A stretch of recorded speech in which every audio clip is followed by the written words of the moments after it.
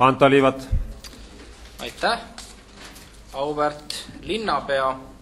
Linnavalitsus on otsustanud toetada 10 000 euroga proua Margarita Tšernogoorova ettepanekut eraldada MTÜ Heategevusühing Radiola tegevuse toetamiseks 10 000 eurot. Ja samuti otsustasite te toetada ettepanekut Igor Kravtšenko poolt eraldada rahuliku kooselamise programmi raames Mustamäe linnaosas vene traditsioone tutvustava ürituse Maslenitsa korraldamiseks 4 000 eurot. Samas väga paljusid teisi mittetulundusprojekte te ei toetanud, öeldes, et nemad peaksid taotlema vahendeid projekti konkursside kaudu.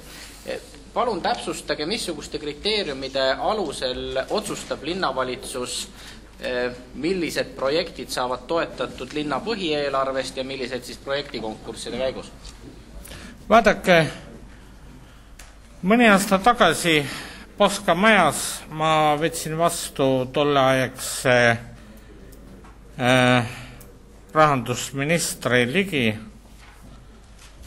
Teemaks oli minu poolt see, kuidas lahendada küsimus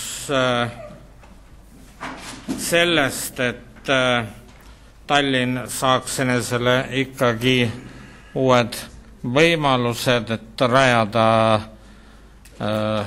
linnahall, et seda renoveerida. Ja kuna Ligi mul ei andnud mingit vastust, siis ma püüdsin nii nagu teie praegu küsida. Ja Ligi ütles mulle väga lihtsalt. Teate, ma arvan, et see linnahalli renoveerimine ei ole valitsuse jaoks prioriteetne samm. Sama ka teile. Aitäh.